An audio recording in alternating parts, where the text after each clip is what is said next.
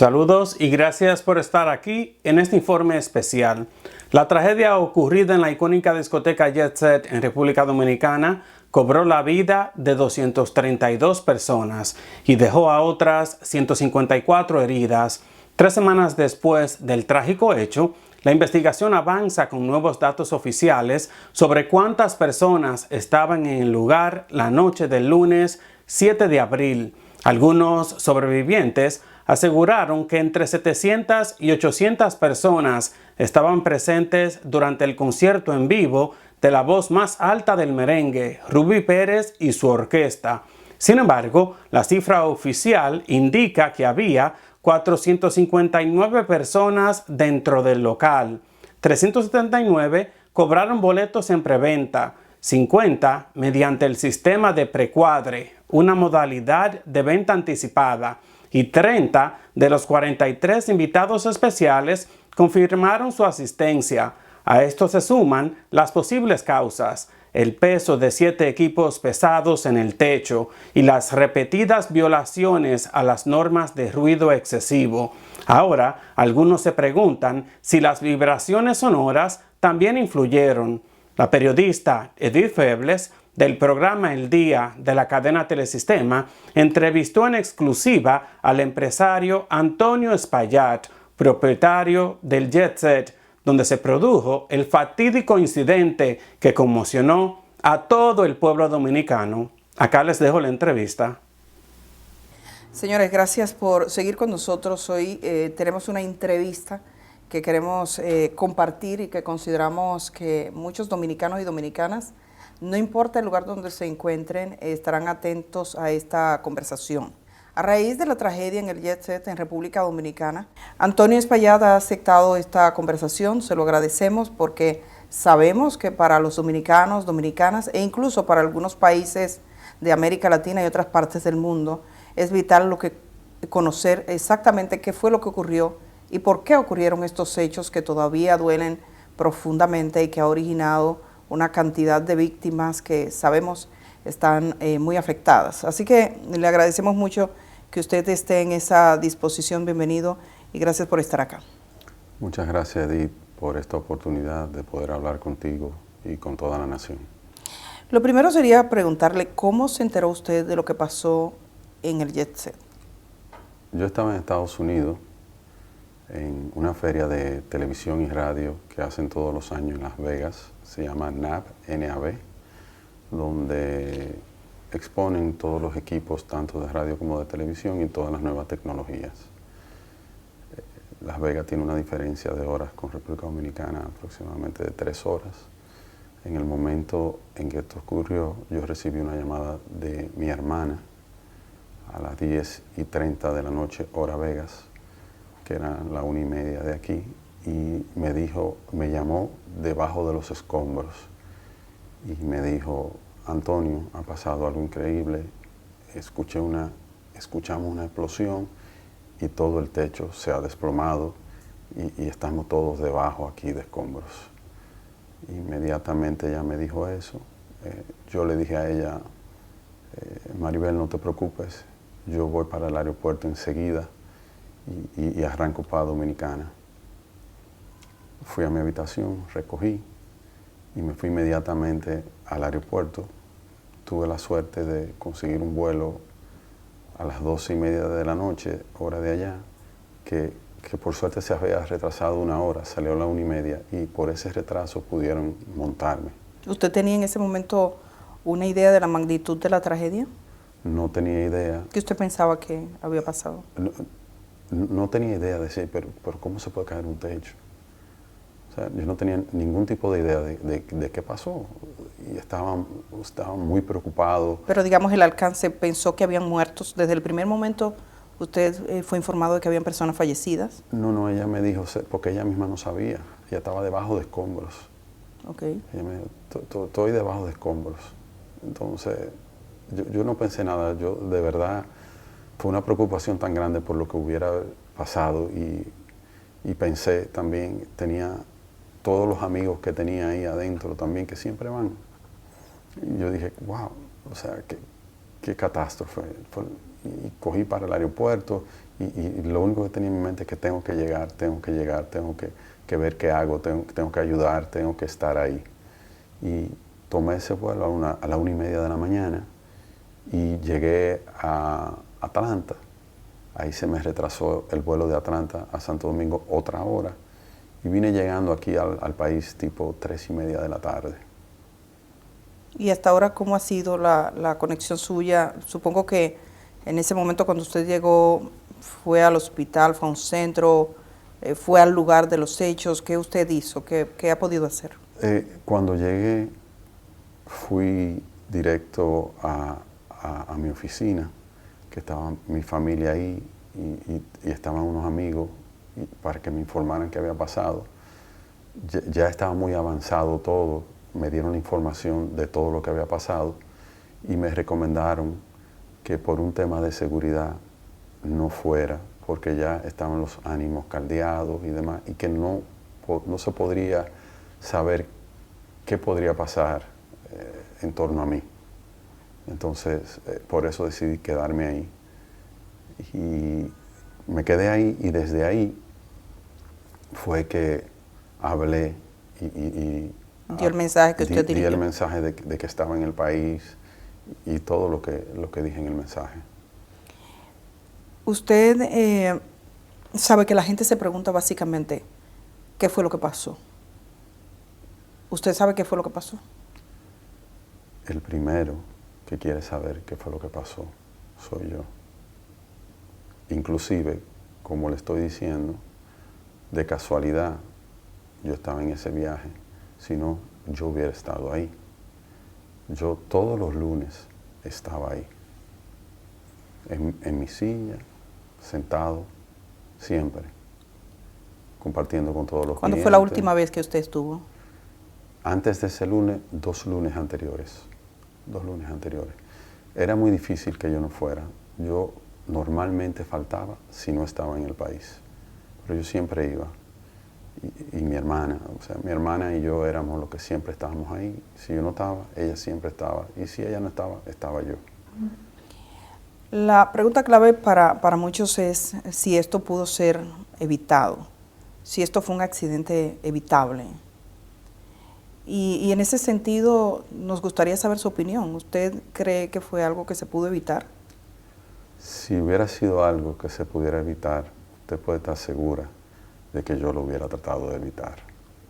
Porque, como le digo, mi hermana estaba ahí, mi madre estaba ahí todo el tiempo también, yo estaba, y aparte por un tema de responsabilidad, yo no hubiera permitido, jamás. Pero no hubo nada, o sea, no hubo ningún aviso, nada. Todos nos sorprendimos. Hay 2 aspectos que han sido profusamente difundidos en redes sociales y que sería bueno aclarar con usted y que yo sé que usted tiene conciencia de ello. Por un lado, y vamos a comenzar por este punto, hablan de escombros que se caían, de situaciones en las que la gente vio residuos, conversaciones incluso de algunos artistas que refieren que caían cosas del techo. ¿Qué es lo que pasaba con el techo propiamente dicho?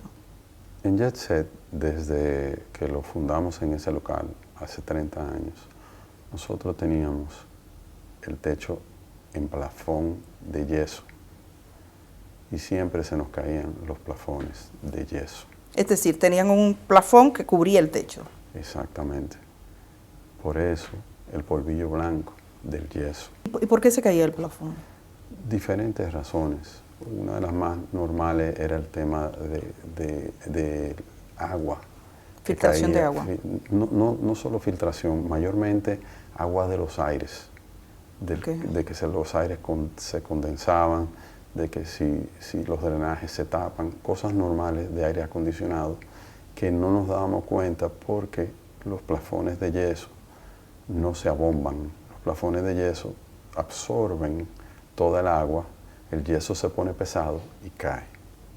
Esa caída de plafones que eran de yeso, ¿ocurrió en este último año? 30 años. En los 30 años siempre se caían, años. Porque... Sí, siempre estábamos comprando, siempre comprábamos plafones, siempre. ¿Recientemente habían cambiado plafones? Sí, el mismo día de la actividad cambiaron plafones. ¿El mismo día de la actividad? ¿Cuántos plafones cambiaron? No tengo el dato preciso, pero se cambiaron, siempre se cambiaban. ¿Se consideraba la necesidad de cambiar el plafón como algo, digamos, consustancial al tema del aire? ¿No se pensó que podía ser algo más? ¿No se una filtración más seria? Nunca pensamos eso. Siempre, en cuanto a filtraciones, nosotros siempre teníamos el techo impermeabilizado. Entonces entendíamos siempre que era un tema de aire. ¿La gente que cambiaba los plafones era la misma? Los empleados, porque un plafón, tú buscas una escalera y lo pones y lo cambias. Eso no lleva, son plafones como si fueran de oficina. Para eso no se contrata una gente para cambiar un plafón. Lo hacía cualquier empleado, una escalera y cambiaba un plafón.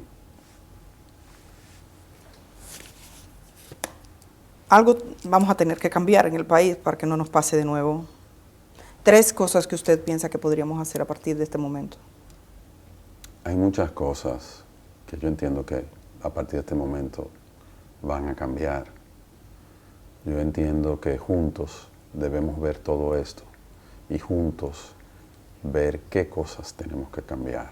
Dando reversa, y como este negocio ha sido objeto de mucho escrutinio público, alguien encuentra un comentario hace 7 años que decían o insinuaban, hay problemas con este techo, que veía alguna filtración. ¿Es posible ustedes en esa etapa recuerdan, si usted mismo recuerda si vio un mensaje como este y si tuvo alguna duda? Nunca vi un mensaje. Pero ya usted dice que los plafones siempre tuvieron. Siempre, 30 años están ahí. Para mí es muy difícil. Yo mismo no podía ver el techo. Lo que veíamos siempre eran los plafones. ¿Nadie nunca examinó el techo? No. ¿Nadie verificó si había un problema estructural o de filtración de agua? Nunca. Nunca. De filtración, siempre en el edificio hubo filtración, inclusive cuando lo compramos a finales de los años 80, tenía filtraciones el edificio. ¿Cómo usted compra ese edificio? ¿Cuál es la historia de ese edificio? El edificio era el cine El Portal y nosotros se lo compramos a los propietarios de ese local. El Jet Set estaba ubicado al lado de la Coca-Cola.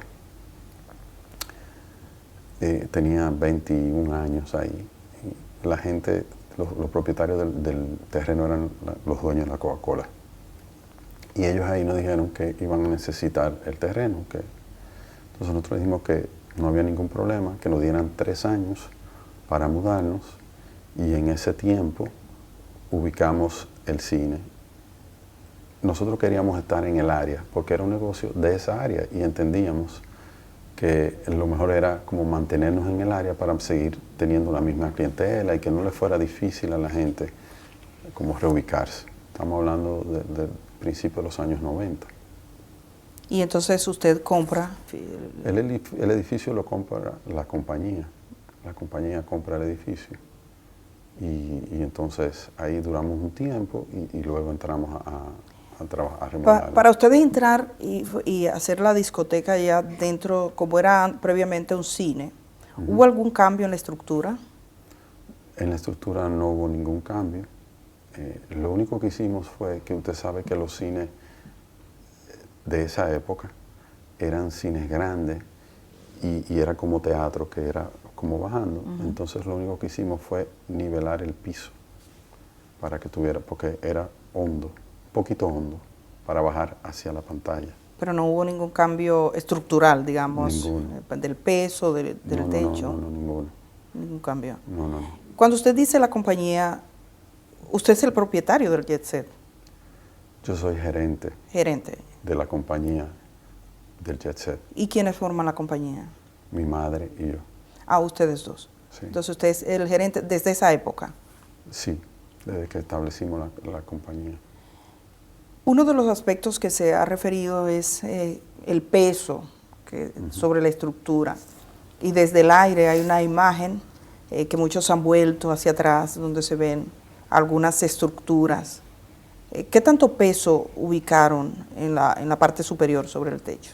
Yo no puedo hablarle de la cantidad del peso, porque nunca tuve la información de cantidad de peso.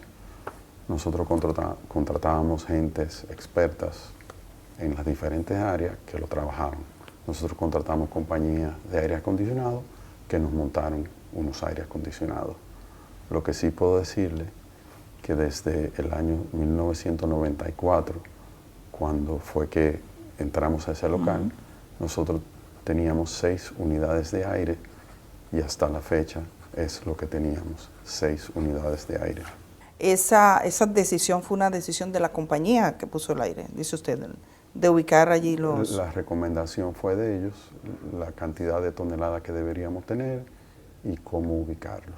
¿No sabe qué peso tenían las unidades que estaban? Nunca cuando uno compra un aire pregunta cuánto pesa. Esa estructura no fue sometida nunca a un escrutinio de decir, digamos, en términos estructurales, un ingeniero, un arquitecto que verificase la estructura en sí misma.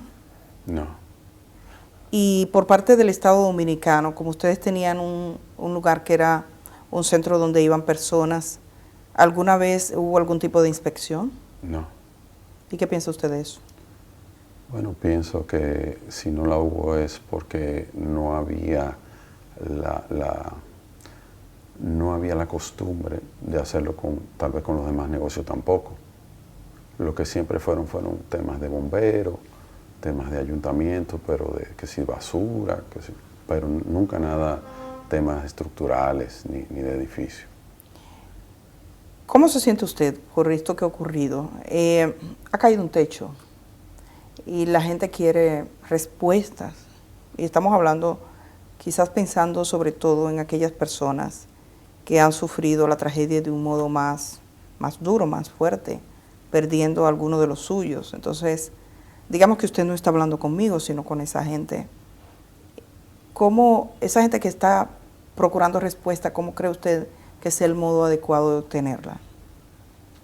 Lo primero que quiero decir es que yo tengo un dolor muy grande y que lamento en el alma todas las pérdidas. Nunca hubiera querido que esto pasara, jamás, jamás.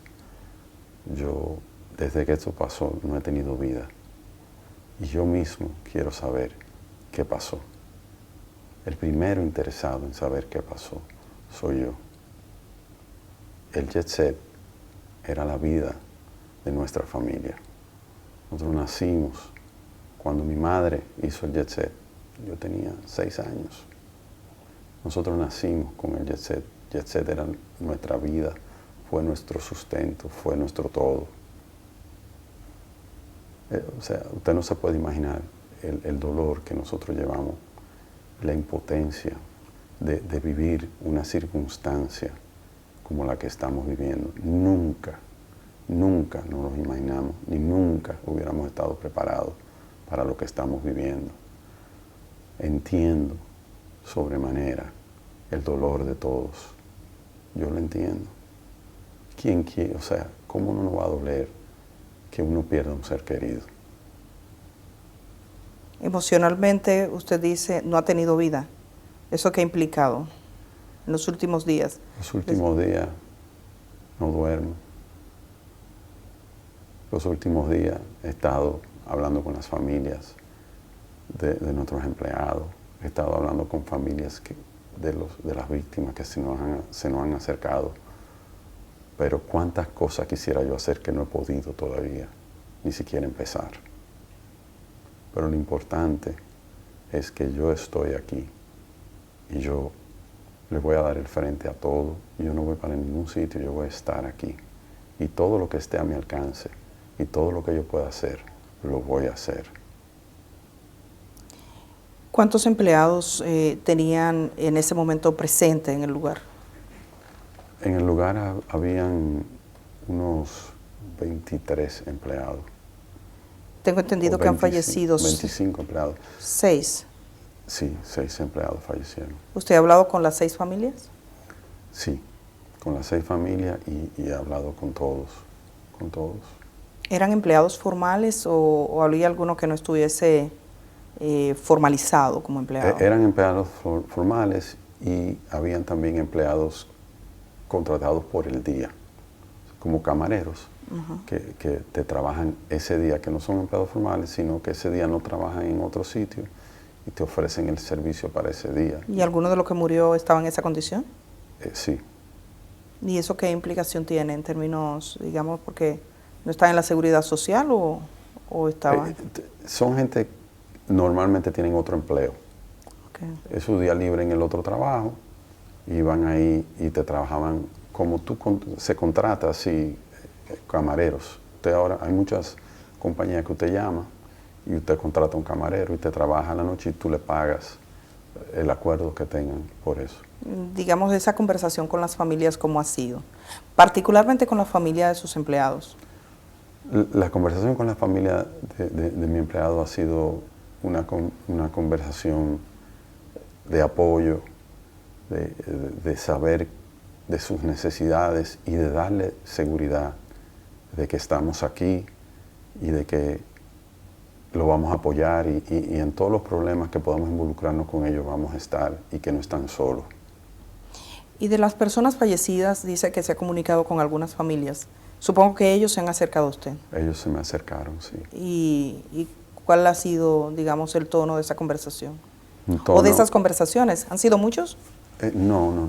He hablado con tres. Tres familias. Tres familias. Dos fallecidos, dos familias fallecidas y uno de uno herido, de una muchacha herida. Ellos me han expresado que no tienen en mente ningún tipo de acción legal en mi contra. Me han expresado que entienden mi dolor y lo que hemos hablado es de cómo juntos podemos ayudar, aparte de esa familia. Un ejemplo, uno de esa familia que vino tiene dos niñas que quedaron huérfanas, entonces tenían un tema con el colegio, que cómo podemos ayudar, y estábamos sentados viendo a ver cómo podemos ayudar de que esas niñas no pierdan su año y de que terminen su carrera de colegio y hasta más podría ser. Eso es lo que hemos hablado. Hay algunos vecinos que han hecho referencia a ciertos contratiempos, creo que con el sonido que tuvieron, que hablan de la presencia de algún fiscal o una fiscal allí. Usted, en este tiempo, usted que fue gerente de ese lugar, ¿cómo fue esa relación con los vecinos y qué problemas legales fue lo que tuvo el Jet Set? El tema con los vecinos lo manejó mi hermana. Obviamente, yo le di apoyo. Nosotros buscamos un abogado y estuvimos envueltos con la fiscalía e hicimos todo lo que los vecinos nos pidieron. Revestimos el cuarto de plantas de nuevo para que no saliera el sonido. Cambiamos la planta eléctrica. Por un tiempo trabajábamos solo con planta. Nos conectamos a CDE de nuevo porque el Jet Set solo abría 3 noches, lunes, viernes y sábado. Entonces lo que hicimos fue también hicimos una inversión y volvimos y nos conectamos a la CDE, ya que por ahí es un circuito 24 horas para erradicar y de hecho desde que nos conectamos casi nunca se usó la planta. Reforzamos las puertas de salida, le pusimos doble puerta, o sea, todo lo que nos permitiera que el sonido saliera. Los músicos, en vez de entrar por la tarima, entraban por delante del negocio para no abrir esa puerta y que no le molestara a ellos. Todo lo que nos sugirió y todo lo que nos pidieron a través de la fiscalía, lo hicimos. ¿Eso fue un proceso que duró mucho tiempo? Duró unos meses. ¿Y usted fue a la fiscalía o los fiscales vinieron? Ellos vinieron todo el tiempo. Si me hubieran dicho que fuera, yo hubiera ido. Nunca me dijeron que fuera. Pero todo lo que documentaron, todo lo que fuimos haciendo, chequeaban los decibeles también, del sonido, todo. O sea, todo lo que nos pidieron, nosotros lo hicimos al pie de la letra. Y digamos que aquella relación con el Ministerio Público en ese momento, con esos fiscales y con los vecinos, ¿se limitó al tema del sonido? Sí, el sonido. El problema era el sonido. El sonido, sí, le molestaba el sonido. La planta eléctrica, Que fue la segunda vez, porque muchos años atrás pasó lo mismo. En ese entonces los vecinos no recurrieron a la fiscalía, sino que hablaron directo con nosotros. Nosotros arreglamos todo, inclusive ellos querían hasta hacernos un reconocimiento en ese entonces. Le dijimos que no era necesario y que estaban muy felices de que no le molestara. En esta ocasión entiendo que habían vecinos nuevos, no sé, y decidieron hacerlo a través de la fiscalía y lo asumimos igual. ¿La planta eléctrica alguna vez estuvo en el techo? No, la planta eléctrica desde que inauguramos hace 30 años estuvo en un cuarto adyacente al edificio. Usted puede dar garantía que en el techo no estaba más que los aires. Y eran 3 tinacos de los tinacos que se usan en las casas, los techos de las casas, que eran para agua de los baños y para agua para lavar los vasos cuando teníamos problemas, porque en el área había mucho problema de agua. Entonces recurrimos a como lo tienen todos en las casas. Esa imagen que se proyecta, que me imagino usted la ha visto, ¿esa es la imagen real del jet set? Sí, son 6 estructuras que son las 6 casetas de los aires acondicionados y una casetica más pequeña de la caseta son los main break. Pero y se ve como un cuadro, como si fuera cuadrado. ¿Por qué se ven así? Como si fuera cubierto, como si estuviese... Ok, los aires acondicionados nos recomendaron que lo techáramos con una caseta de aluzinc porque el salitre es muy fuerte, ahí estamos muy pegados al mar. Entonces los aires, para que nos duraran un poco más, ellos dijeron, para el mantenimiento y todo lo demás, hágale unas casetas de aluzinc y así ellos pueden durar más. Y se le hicieron las casetas de aluzinc. ¿Y eso lo recomendó la empresa que lo instaló? En el momento, estamos hablando de hace como 10 años. Pero fue la empresa que lo colocó. Sí, todo. Que tengo entendido que esa parte de los aires están al aire libre. No, porque hay diferentes tipos de aire acondicionado. Uno le llaman split, otro le llaman de paquete. Lo que son split son 2 tipos de aire. Son unos aires que tienen el condensador, que me parece que es el que está techado, y el equipo afuera. Que ese no importa que se oxide, es el condensador que hay que cuidar. Muchos ojos se viran hacia el techo, hacia lo que ocurría. La manera en que el agua se filtraba, ¿era del techo mismo o se suponía que había algún tipo de conexión desde abajo? Es decir, nunca usted dice que no se suponía que estuviese filtrando el agua, pero estaban arriba los condensadores. ¿Cómo se suponía que esa agua llegaba a los plafones? Cuando ellos lo estudiaron, cuando lo analizaron. Los aire acondicionados, su tubería condensa y tienen también los desagües. Esos desagües, porque el jet set tiene alfombra, esas alfombras levantan mucho polvo y los aires se tapan. Cuando se tapan, te tapan el desagüe, cosas así, según me explicaban los expertos del por qué. O sea, entiendo. La estructura, usted dice impermeabilizaba el techo. Se ha hablado mucho sobre qué era lo que se hacía, el tipo de trabajo, si esa estructura recibió unos finos, que le llaman, si para evitar filtraciones se fue poniendo un poco más gruesa. ¿Qué tipo de trabajo se hizo? Nosotros siempre impermeabilizamos. Nosotros nunca autorizamos un fino. O sea que... En los últimos 30 años. No sé si antes de nosotros el cine puso fino. Nosotros siempre impermeabilizamos. Y no era constante. Un impermeabilizado tal vez no duraba 6, 7, 8 años. Inclusive ahora últimamente se impermeabilizó. ¿Cuándo? Terminamos hace un mes o algo así. De impermeabilizar. Impermeabilizar, sí. Justo por el tema de las... Que cada cierto tiempo ya hay que hacerlo para que no filtre. ¿Cómo había sonido? Ajá. ¿El sonido dependía del techo? No. ¿De qué dependía? De las paredes. El sonido era pegado a las paredes, porque el sonido normal era pegado a las paredes con su subwoofer, que es lo pesado, en el piso, que son los bajos. Los bajos siempre están en el piso, que es lo que pesa. Las bocinas no son pesadas, porque son bocinas modernas de Meyer Sound, son bocinas relativamente pequeñas, como así, pegadas a la pared. Ahora hablan del sonido, del efecto que el sonido puede tener sobre las estructuras. ¿Alguna vez le hablaron de eso? No, nunca. Y habían otras bocinas, que eran las bocinas que se utilizaban para las orquestas, que esas que eran como 6 o 7 bocinas juntas. Esas estaban colgadas en la tarima. ¿Cuántas salidas de emergencia tenía Jet Set? Jet Set tenía 5 salidas. Incluyendo la puerta principal. Incluyendo la puerta principal. Tenía ¿Dónde estaban? 2 salidas de emergencia en el fondo. Tenía la salida de la tarima.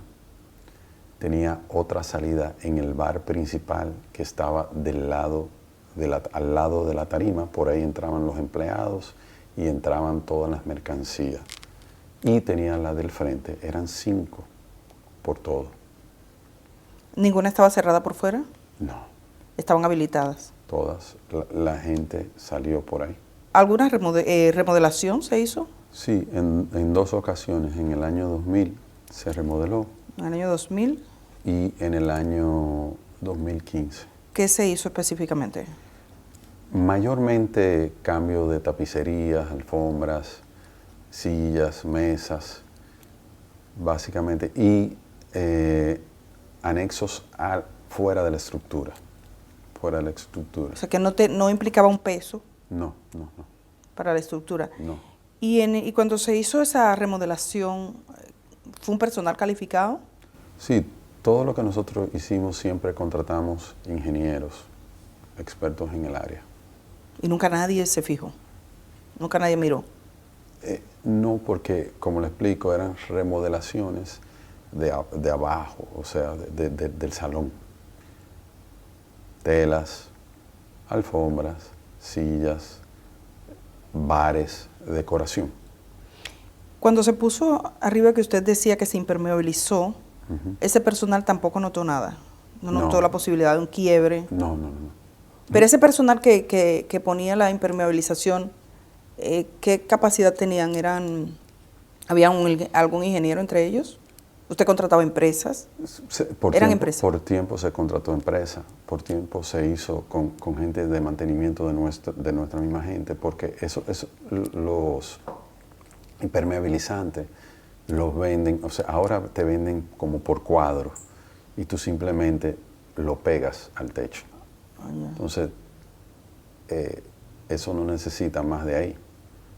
Se han contratado compañías también con otro sistema que era que le tiraban como un caliente arriba para que se pegaran todo. Todo eso ha ido evolucionando con el tiempo.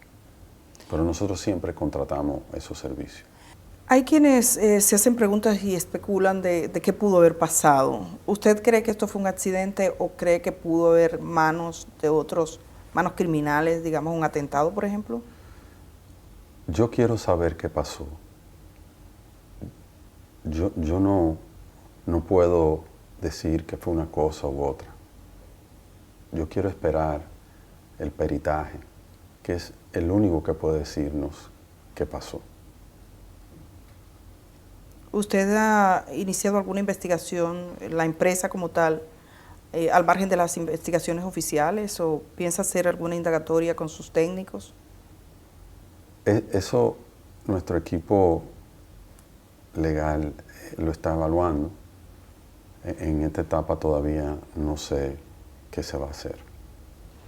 Esta es una tragedia de gran proporción para el país. Cuando usted, ¿en qué momento usted tuvo conciencia así plena de la magnitud de la tragedia? Que usted dijo, esto es más de lo que yo pensaba. En el momento en que lo fuimos viviendo. Cuando yo llegué al país, yo no me imaginaba que era algo tan grande. En el momento en que se fue desarrollando todo fue que fui viendo lo grande que era, con las víctimas y con todo lo que iba pasando. no tenía idea y no podía creer lo que fuera algo de esta magnitud. ¿Cómo era la dinámica del Jet Set semanalmente? Esa fiesta de los lunes con los artistas, ¿cómo era esa dinámica de forma normal? ¿Cómo se vendían? ¿Cómo eran los tipos de contrato? ¿Cómo operaban? Nosotros teníamos ya demasiados años en el negocio. Nunca había contrato con los artistas, sino que simplemente una persona encargada de esa área lo llamaba, decía, ¿usted está disponible para cantar el lunes tal? Sí, pues perfecto. Esa era la dinámica. Que ustedes tenían. Sí, de toda ¿Y la se vida. vendían qué capacidad tenía de personas y cuántas había esa noche? El Jet Set tenía una capacidad de sentados 550 sillas. Ahí no cabía más. 550 sillas sentados. Sí. ¿Y esa noche cuántos lugares estaban ocupados? Esa noche tiene que haber habido un promedio entre empleados y clientes, un promedio de 500, y los músicos, un promedio de 510 personas, más o menos, 515 personas. Era un sitio que, aunque se veía muy grande por fuera, al ser todos sentados, no era tan grande. Si usted le quitaba todas las sillas, usted ahí, porque muchas veces hicieron fiestas que promotores alquilaban el Jet Set y hacían fiestas diferentes, con DJ parados, y ahí metían hasta 1000 personas, porque eran parados. Pero el tema de sentados limita mucho el espacio. Entonces, por más que usted quiera, pero eran unos shows. La gente bailaban, pero la mayoría de la gente lo que hacían era ver el show. Entonces no había tanto espacio. Ahí con 500 personas, 550 como mucho, ya eso estaba que no cabía nadie. Que no fue el caso de ese día. Ese día había espacio. O sea, que ese día había menos de 550 personas. Seguro, más o menos por ahí. Había una costumbre de tener como mesas. La gente tenía mesas para... ¿Usted tenía un lugar específico? Por eso le llamamos la familia Jet Set.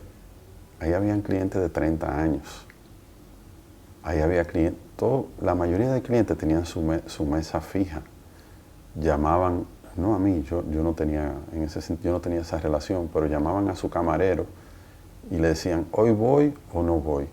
Si el cliente no iba, ellos la vendían a otra persona, pero siempre era la persona de esa mesa el que la tenía. Y eran muchos. Era mucha gente fija, o sea, era una clientela, era una familia. Siempre estaban ahí, eran los mismos.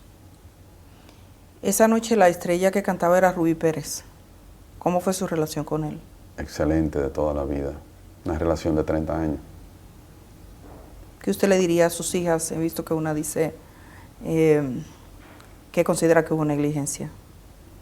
Yo le diría a sus hijas, primero, que lo siento muchísimo, que siento el dolor, que tengo un gran dolor porque perdí un amigo. Rubí era mi amigo, de muchos años. Y le diría que entiendo su dolor y entiendo todo lo que puedan estar viviendo y todo lo que estén pensando. ¿Qué tipo de medidas de seguridad tenían en el Jet Set? O sea, si fuera a evaluar, ¿cuáles eran las medidas comunes de seguridad? Porque estamos hablando de la gente que fue a un lugar a divertirse y pasa esto, nadie se lo espera, usted dice que tampoco. ¿Cuáles eran las medidas normales de seguridad que se adoptaban allí? La medida que se optaban en Jet Set eran medidas de seguridad, no de estructura ni nada de eso, sino de seguridad hacia los clientes. Teníamos como 6 seguridad, individuos que estaban ahí, que protegían, teníamos 2 en la puerta. Fue el primer negocio que prohibió la entrada de armas de fuego, inclusive a militares. O sea, no permitíamos las armas de fuego, teníamos que chequear bien eso. Y la seguridad cuidando a todo el mundo adentro. O sea, la medida de seguridad era muy la gente se sentía muy segura y protegida. Y toda esta seguridad siempre estaban pendientes a que no hubiera ningún tipo de trifulca ni nada por el estilo. También me refiero al aspecto del entorno en sí mismo. Quizás, me imagino, usted es empresario y aspira a seguir siéndolo. Se lo pregunto, ¿usted va a seguir con sus mismos trabajos? ¿Piensa seguir, no? Claro. Hacia adelante. Claro. Algo cambió ese día, en la manera en que uno ve las edificaciones, en cómo uno mira el techo, los dominicanos, en cómo nosotros miramos el techo. Para usted, ¿qué ha cambiado? Y ese cambio es como si pudiéramos regresar en el tiempo, quizás estuviésemos tomando algunas decisiones. ¿Usted piensa que hay algo que tenemos que cambiar para que esto no se repita? Creo que esto ha pasado por algo. Creo que esto ha pasado para que todos revisemos y que todos estemos atentos a muchas cosas que ninguno estamos. Esto, independiente del gran dolor que representa para las víctimas, para nosotros y para la nación, esto también representa un despertar para muchos aspectos, un de que estemos más pendientes de muchas cosas que ninguno estábamos pendientes. O sea, creo que esto es algo que va a servir positivamente para muchas cosas. El Yesset tenía seguros, los negocios como ese tienen seguros. ¿Qué tipo de seguros tenía? El Yesset tenía un seguro que cubría todo lo que nuestros aseguradores nos recomendaron, todo lo que llevaba un negocio de ese tipo. ¿Cómo cuál es? Que si incendio, que si seguridad de personas, todo lo que conlleva. ¿Un terremoto? Terremoto, todo. Obviamente nunca pensaba, o sea, no tenía algo de que se cayó el techo. Aunque un terremoto podría originar la caída de un techo. Por terremoto, sí. Pero nunca se hizo una evaluación previa. Los mismos seguros nunca tampoco hicieron una evaluación en ese sentido. No estoy seguro. Entiendo que tal vez no, pero no estoy seguro. Ha circulado una versión. Yo no tengo constancia de esa, pero tengo que tener la responsabilidad de preguntarle, porque es la versión de que un ingeniero le sugirió a usted unas reparaciones por 4 millones de pesos y que le dijo firme aquí. ¿A usted le consta eso? Porque eso ha sido en redes sociales algo muy, muy distribuido. Y entonces tengo la obligación de preguntarle, ¿eso que se cuenta en esa historia pasó? ¿Alguien le dijo alguna vez? ¿Algún ingeniero le hizo un presupuesto? Lo he escuchado. ¿Lo ha escuchado? Sí, lo he escuchado. Me enteré cuando lo escuché. Ningún ingeniero nunca se me ha acercado a mí con eso, ni de 4 millones de pesos, ni que arregle esto, ni nada. ¿No tuvo ningún debate con un ingeniero sobre la estructura? No.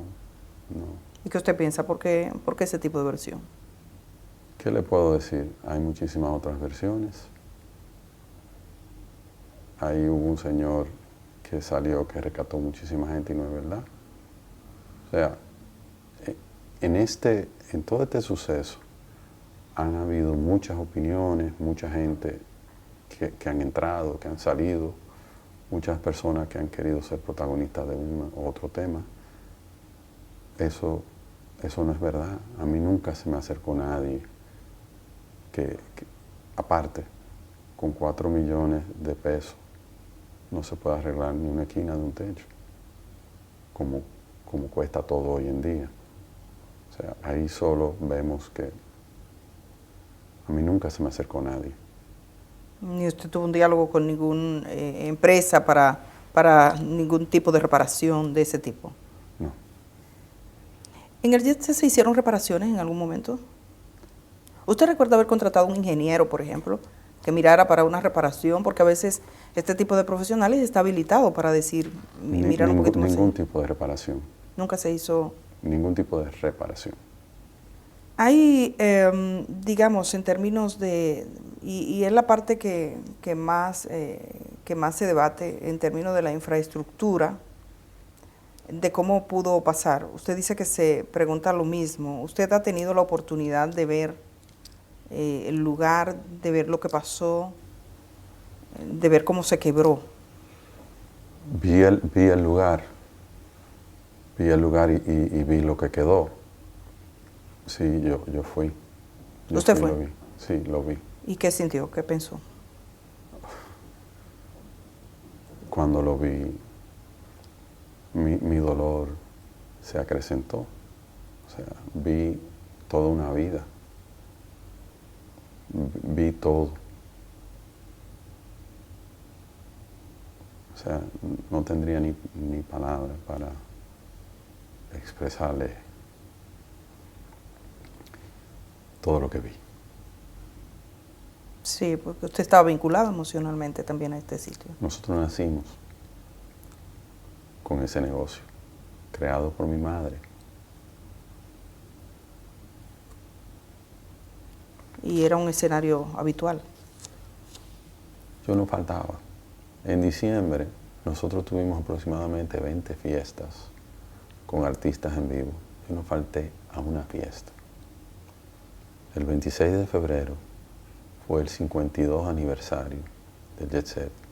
Y ahí estuvimos todos, mi mamá, yo, mis hijos, mi esposa, todos estuvimos ahí, mis hermanas, sus esposos, la familia completa, en mi mesa, donde yo siempre estaba sentado. Eso fue un mes antes de la tragedia. Yo siempre estuve ahí, siempre sentí la responsabilidad de estar ahí. Siempre, por todos estos años, ininterrumpido. En algunos países, cuando uno va a un sitio que tiene vocación de servicio público, uno ve en una pared ciertas verificaciones que se hacen. Usted ha sido empresario por muchos años en este negocio de diversión, un negocio que reunía a mucha gente. ¿Qué tipo de verificación se hacía? ¿Alguna vez se recibió una visita de algún tipo de verificación? La que fuese, del tipo de servicio, de lo que se paga, lo que sea. ¿Alguna vez alguna autoridad llegó hasta allí? Bomberos. ¿Bomberos? ¿Fueron? Siempre. ¿Iban los bomberos? Que los extinguidores, que las salidas de emergencia, eso. La gente del tema del trabajo, en un tiempo siempre pasaban a ver la cantidad de empleados que tú tienes, las cosas rutinarias. Salud pública para ver si los vasos están limpios, ese tipo de cosas. Nunca una revisión estructural. Nunca. Evidentemente, la parte más dura, digamos, frente a usted es esa idea que algunos tienen en su mente. Esto se pudo evitar. Esto sería negligencia. Porque los accidentes pasan, pero la gente se pregunta, ¿se pudo evitar? ¿Fue negligencia? Cuando el hecho de que eso se haya formulado, y es la pregunta más repetitiva que se formula en este momento y usted lo escucha, ¿cómo usted se siente? ¿Qué usted siente respecto a eso? Yo me siento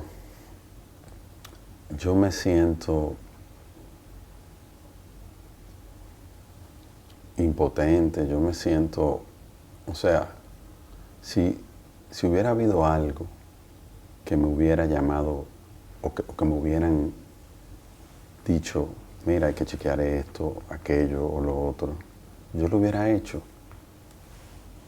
Yo lo hubiera hecho con todo el gusto. Yo estaba ahí, mi familia estaba ahí, mi hermana estaba ahí.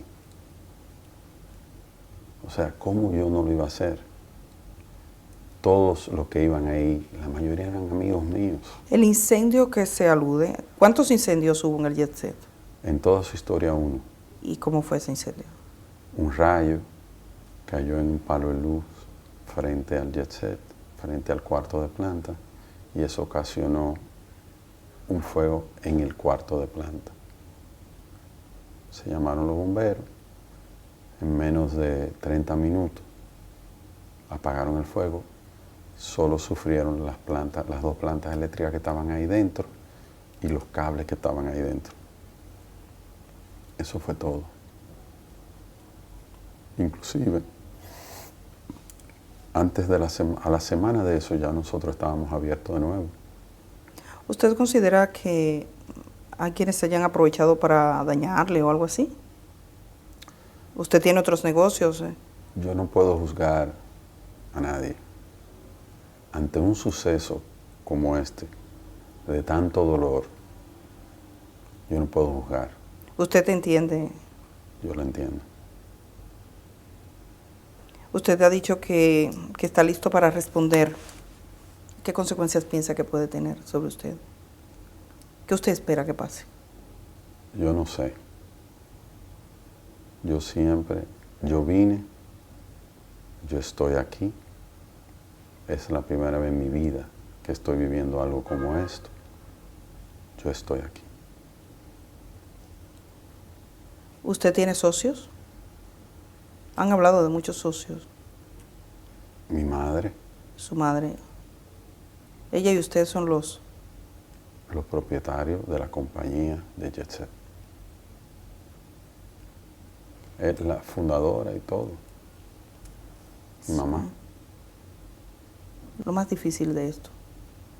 Lo más difícil de esto es ver el dolor de todos los que están viviendo esta tragedia y el dolor de mi familia, y el dolor de los amigos, el dolor de los empleados.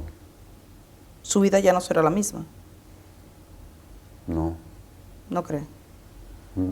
después de esto nunca será la misma, nunca. Pero usted tiene otros negocios, ¿piensa seguir adelante? Tengo que seguir adelante. Y tengo que seguir adelante porque tengo que ayudar a todas las personas que yo pueda ayudar. ¿Qué hay de cierto en que sus cuentas han sido de alguna manera inmovilizadas porque se estaba pasando dinero de una compañía a otra? ¿Eso ocurrió? Salió un comunicado de sus abogados. Un comunicado de nuestra parte diciendo que no. No. ¿Es algo con lo que se puede estar tranquilo? Todos pueden estar tranquilos. Yo voy a estar aquí. Yo quiero trabajar. Yo quiero hacerle frente a todo lo que la ley me diga que tengo que hacerle frente y a todo lo que, aparte de eso, a todo lo que yo quiero hacerle frente. ¿Algo más que usted quisiera decirle a las familias de las víctimas sobre todo? La familia de las víctimas quiero decirle, lo siento. Lo siento mucho. Nunca hubiera querido que pasara. Y estoy totalmente destrozado con todo esto que ha pasado. Pero yo voy a estar aquí. Y yo voy a trabajar para ayudar y hacer todo lo que tenga que hacer. Y darle el frente a todo lo que yo pueda darle el frente. Eso es lo que yo puedo decirle. Ese centro es casi un lugar de peregrinaje. ¿Usted aspira a recuperar el terreno o ya no piensa volver allí nomás? Yo entiendo que el tiempo irá poniendo las cosas en su lugar y ahí iremos viendo. Muchísimas gracias. Gracias, Edith. Antonio Espaillat, que es parte de esa compañía propietaria del Jet Set de República Dominicana. Gracias por conceder esta conversación y esperamos que de alguna manera responda a alguna de las inquietudes que tiene la población sobre lo que ha ocurrido. Gracias. Muchas gracias. Por años, el Jet Set fue sinónimo de música y celebración en la vida nocturna dominicana. Hoy, su nombre queda marcado por el dolor y la tragedia. Las palabras de su dueño, aunque esperadas, no bastan para calmar el clamor de justicia, porque más allá de las explicaciones, lo que el país necesita son respuestas claras, responsables y consecuencias reales. Muchísimas gracias a Edith y a Telesistema por abrirme las puertas para compartir esta entrevista exclusiva. Y gracias a todos ustedes que siempre me acompañan por su tiempo y su confianza. Seguiré pendiente de todo lo que ocurra para traerles cada detalle actualizado, como siempre, con todo el respeto que ustedes merecen. Yo soy Eni Pichardo y esto es Eni Con Más, un breve informativo hecho con compromiso y siempre con la verdad.